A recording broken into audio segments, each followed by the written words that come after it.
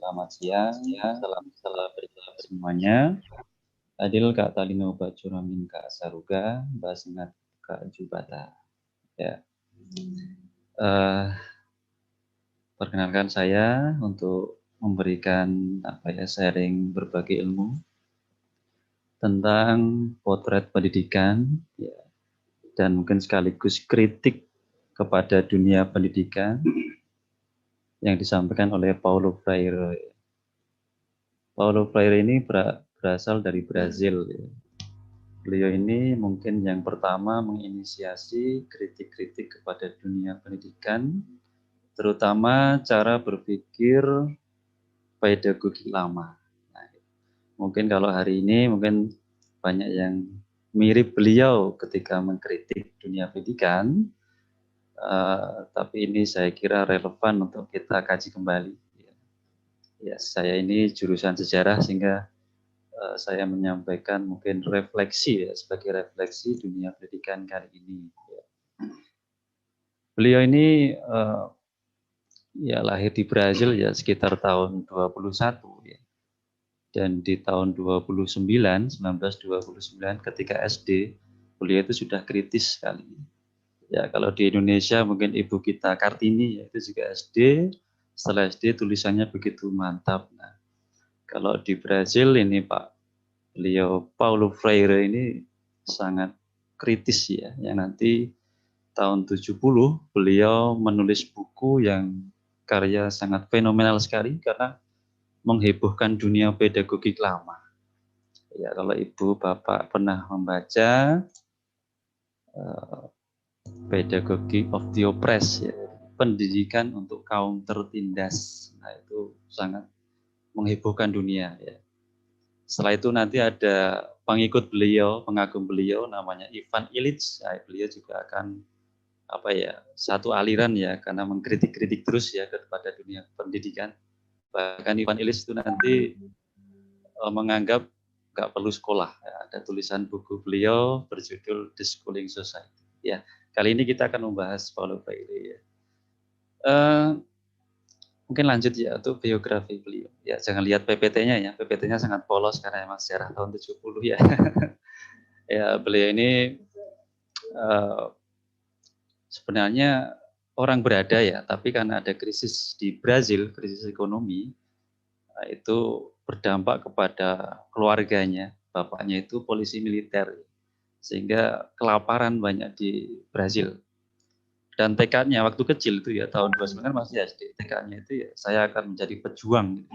Dan nggak ada lagi nanti yang akan kelaparan seperti saya. Nah, begitu tekad beliau. Mungkin agak beda dengan kita ya. Kalau kita ini kan tahan ya, nggak makan nggak apa-apa kan. Yang penting ngerokok.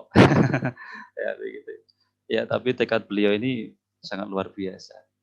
Ya, karirnya sangat sangat lancar ya, bahkan menjadi tamu Harvard. Beliau mengambil jurusan hukum, filsafat dan psikologi, dan nyambil ngajar bahasa Portugis. Nah, disitulah nanti ketemu calon istrinya. Istrinya ini yang nanti menjadi objek penelitiannya. Wah, mudah sekali ya menjadi objek. Karena istrinya adalah seorang guru. Seperti Jan Piaget itu anak-anaknya jadi objek penelitiannya. Nah, ini kalau Freire ini istrinya yang jadi guru di dijadikan objek. Ya, mungkin langsung saja ya. Apa sih kritikan beliau? Yang pertama, menurut beliau ya di Brazil waktu itu, sekolah itu adalah untuk menjadikan anak didik itu bisa bekerja. Iya, kerja itu penting, tapi itu tidak mendasar, kata beliau gitu. Ya seperti kita masih kecil ya. Besok kalau kamu sudah besar mau jadi apa? Nah, jadi itu kan profesi, pekerjaan. Nah, ini yang dialami oleh Prof. Freire. Dia mikir, apa iya pendidikan itu atau sekolah-sekolah kita itu hanya untuk menjadi pekerja. Terus apa bedanya atau apa bedanya dengan pelatihan TKI ya kan? Bisa saja jangan-jangan ya sekolah-sekolah kita, pendidikan kita, kampus-kampus kita itu tidak beda dengan pelatihan TKI. Nah, ini kritikan yang pertama.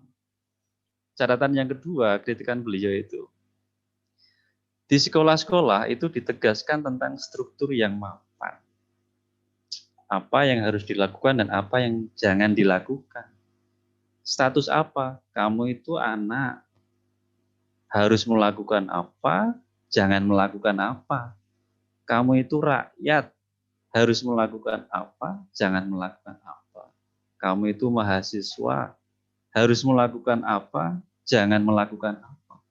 Itu isi sekolah.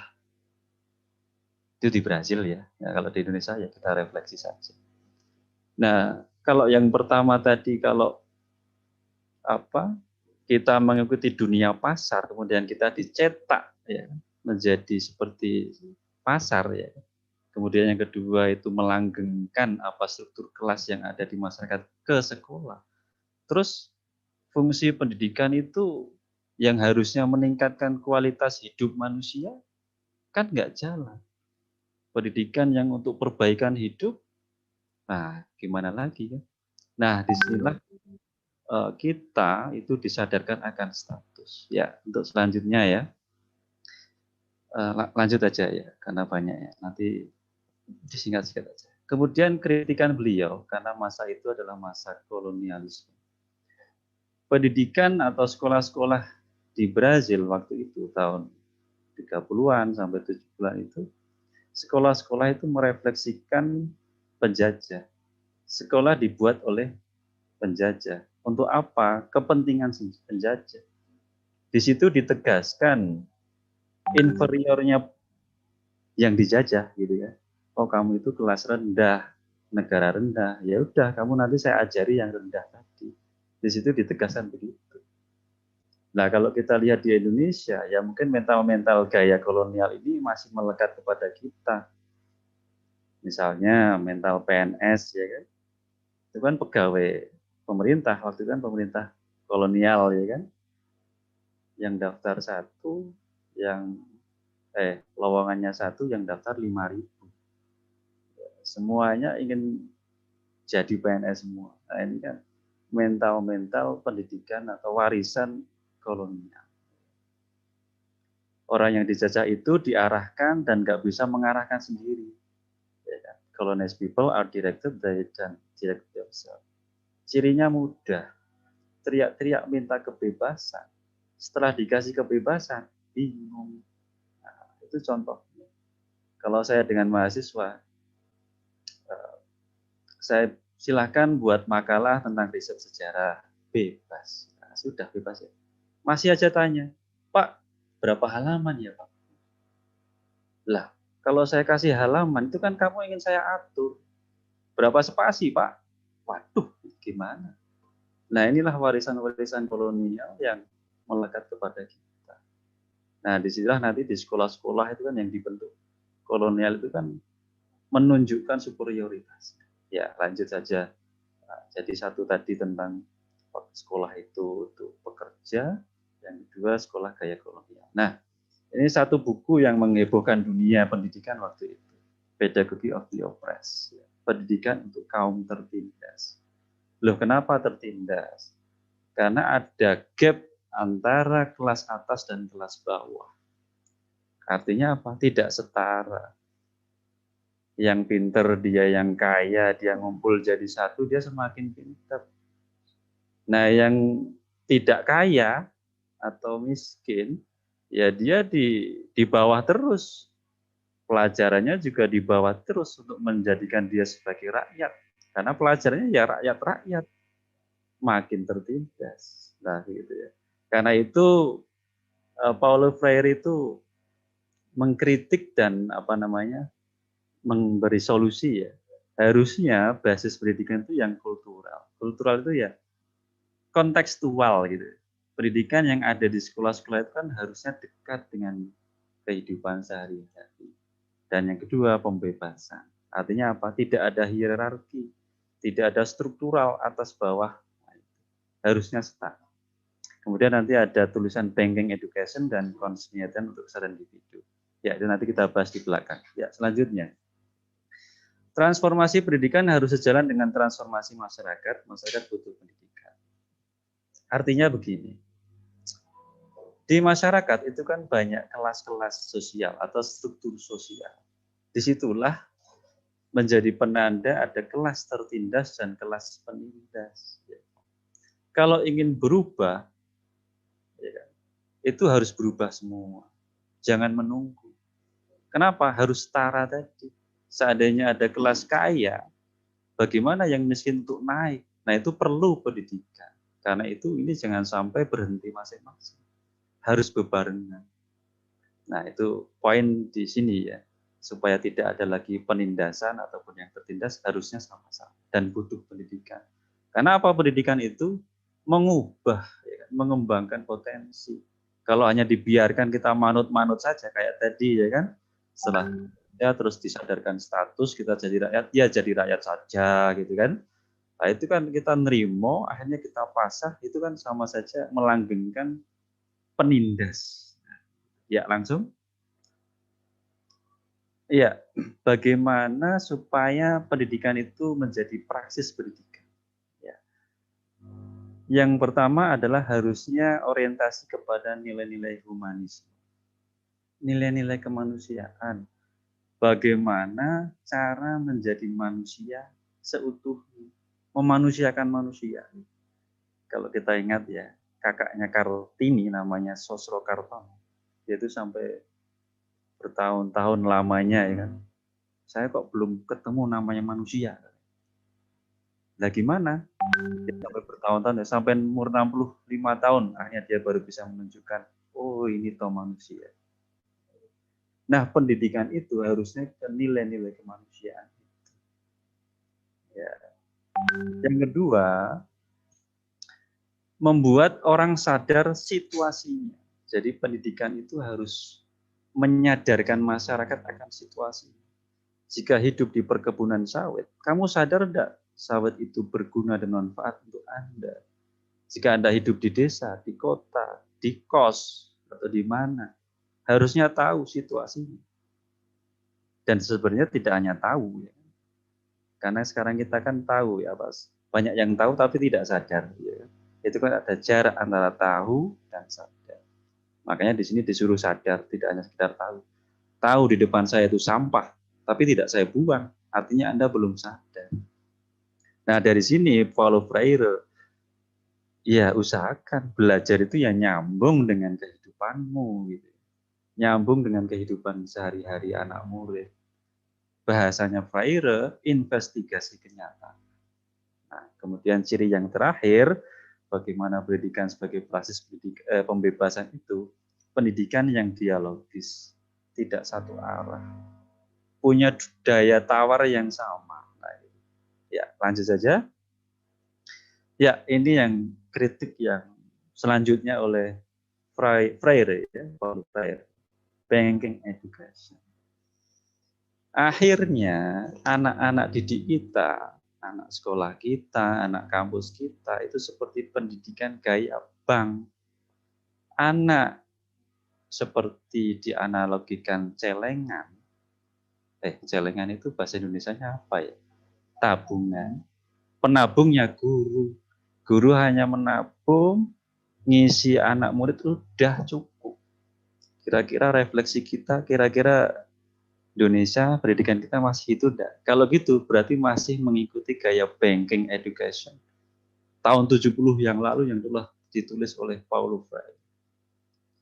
Nah, kemudian dari situ akhirnya hanya sebatas pewarisan ilmu. Bukan berarti warisan ilmu itu buruk ya. Tapi kan fungsi pendidikan jadi kurang. Kan harusnya tadi mengembangkan potensi daya manusia ya, yang lengkap, yang multi itu harusnya dikembangkan, ternyata tidak. Seperti kayak hanya sekedar transfer ATM ya, saya transfer terima kasih selesai. Nah, ya terus lanjut saja. Pendidikan gaya bank itu ciri-cirinya ini, ya. Guru mengajar, murid belajar.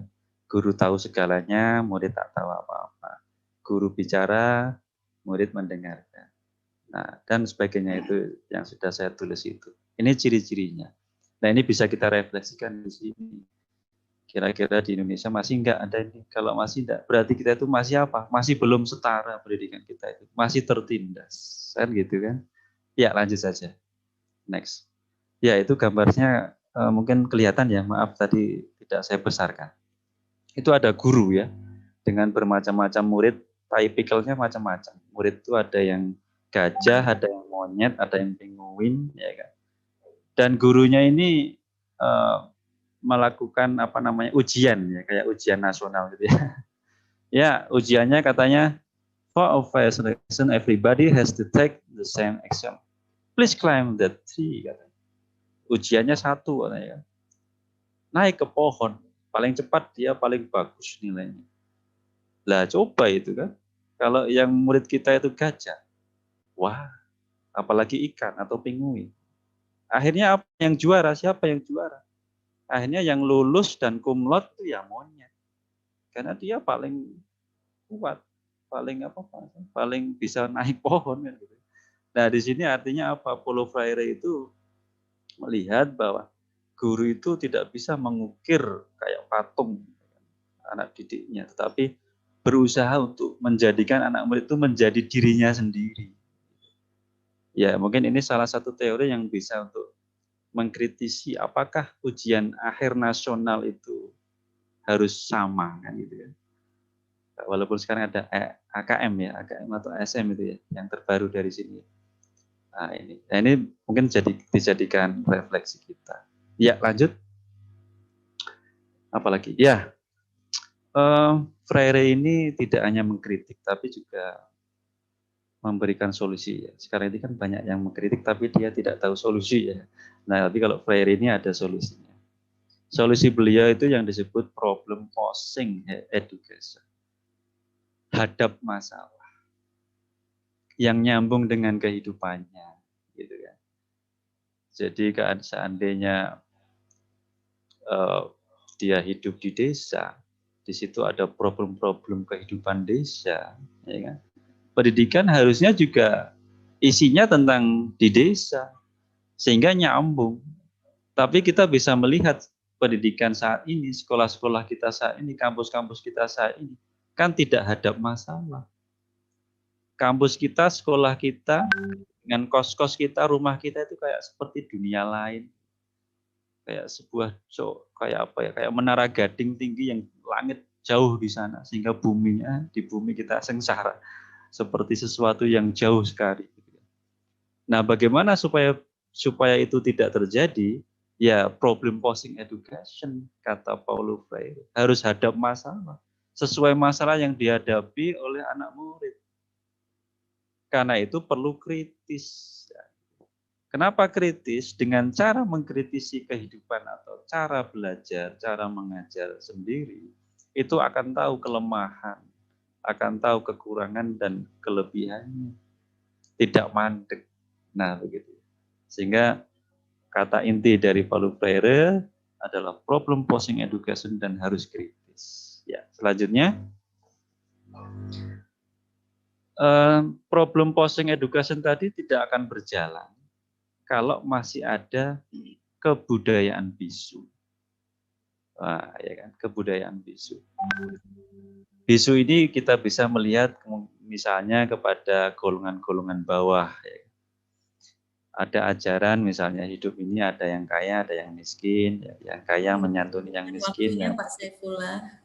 Oh iya, terima kasih Bu. Yang miskin apa namanya ngikut manut ya. Nah ini kan sesuatu yang melanggengkan. Nah begitu ya. Sehingga karena itu pendidikan harus ngerti maunya. Kalau ngerti maunya sehingga pendidikan itu akan membebaskan. Ya langsung saja. Apalagi ya? Ya langsung. Ini ada penyadaran, ini yang terakhir ya, penyadaran. Jadi ada tidak cukup hanya kritis, tetapi harus kesadaran. Ada 4 kesadaran menurut Freire. Ya. Ada magis, naif, lanjut saja Mbak, kritis, dan satunya lagi fanatik. Nah yang diinginkan oleh Freire adalah kritis.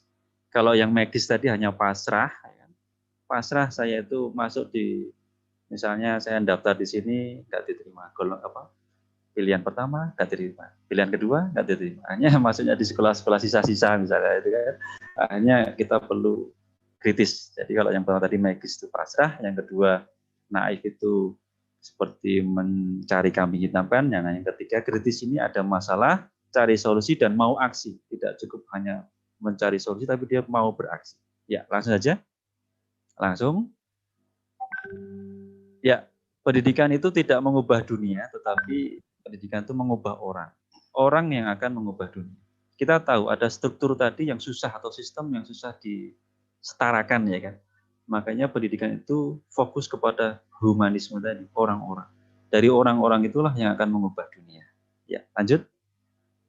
Ya, tanpa adanya pemahaman terhadap siapa aku atau siapa kita mengenal diri kita, akhirnya itu nonsens. Jadi kita tidak akan tahu atau tidak akan kamu berjuang untuk supaya setara misalnya tadi ya kan. Kalau nggak kenal diri, ya itu kan sama aja bohong kan gitu. Harus kenal diri. Ternyata kata kuncinya adalah kenal diri. Harus memahami diri. Ya lanjut, ini yang terakhir. Ya lanjut aja. Ya itu mungkin nanti bisa dibaca. Ya lanjut saja. Ya akhirnya pendidikan itu adalah cinta. Dan cinta itu adalah berani. Dan pendidikan itu harusnya berani. Ya, kalau Anda merasakan cinta, mau berkorban itu kan harusnya berani. Kalau ingin setara yang tadinya terdiskriminasi, terkotak-kotak, kalau ingin setara kamu harus melawan itu. Dan melawan, dan kita perlu para orang-orang terdidik kan. Sehingga buah dari cinta adalah berani. Tidak hanya menjelaskan realitas yang tadi banyak kelas-kelas, kelas atas, kelas bawah, baik itu di pendidikan kita, nah itu kita harus juga mengubahnya. Nah, saya kira itu, mohon maaf jika banyak kekurangan, dan kita bisa merefleksikan pendidikan kita melalui pemikiran kritiknya dari Paulo Freire yang sudah ditulis di buku Pedagogy of the Oppressed tahun 1970. Cukup sekian, terima kasih, semoga bermanfaat. Assalamualaikum warahmatullahi wabarakatuh.